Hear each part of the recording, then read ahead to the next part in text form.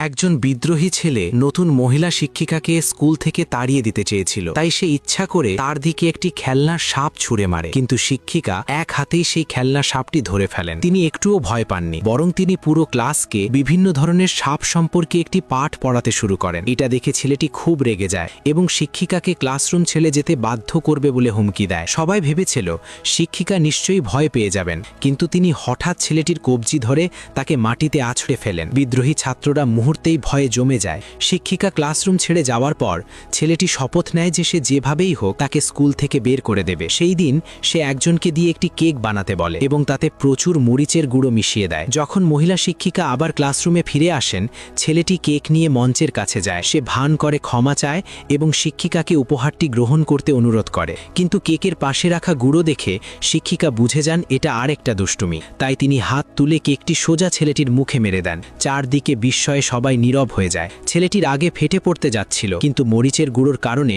সে একটি কথাও বলতে পারে না। তবুও সে হাল ছাড়ে না। সে সিদ্ধান্ত নেয় তীরন্দাজিতে শিক্ষিকাকে হারাবে, কারণ এটাই তার সবচেয়ে শক্তিশালী বিষয়। ক্লাস শুরু হলে শিক্ষিকা তীরন্দাজি সম্পর্কে সবাইকে বোঝাচ্ছিলেন, কিন্তু ছেলেটি তাকে উপহাস করে বলে তিনি নাকি তীর ছুঁড়তেই জানেন না। এটা শুনে অন্য ছাত্ররাও তাকে নিয়ে সন্দেহ করতে শুরু করে। এই সময় ছেলেটি উঠে দাঁড়িয়ে শিক্ষিকাকে তীরন্দাজি প্রতিযোগিতার চ্যালেঞ্জ জানায়। শিক্ষিকা এক মুহূর্ত না ভেবে রাজি হয়ে যান। তিনি পাশ থেকে একটি 9 পাথরের ধনুক তুলে নেন, যেটা স্কুলে কেউই টানতে পারে না। এতে ছেলেটি আরও নিশ্চিত হয়ে যায় যে শিক্ষিকা কিছুই জানেন না। প্রতিযোগিতা শুরু হয়। ছেলেটি ধনুক টেনে প্রথম তীর ছোড়ে 9 নম্বর রিংয়ে লাগে। পরের 2টি তীরই একদম 10 নম্বর রিংয়ে লাগে। সবাই ধরে নেয় সে জিতেই যাবে। ঠিক তখনই শিক্ষিকা একসাথে 3টি তীর বের করেন। সবাই হাসতে শুরু করে, কিন্তু তিনি সহজেই শক্ত ধনুক টেনে একসাথে 3টি তীর ছুঁড়ে দেন, আর 3টি নিখুঁতভাবে লক্ষ্যভেদ করে। সবাই অবাক হয়ে যায়। ছেলেটির মনে হয় ধনুকে নিশ্চয়ই কিছু গন্ডগোল আছে। সে শিক্ষিকার হাত থেকে ধনুক কেড়ে নিয়ে নিজে চেষ্টা করতে যায়, কিন্তু সে ধনুকের দড়িই টানতে পারে না, বরং ভুল করে তীর ছুঁড়ে দেয় দেয়ালের দিকে,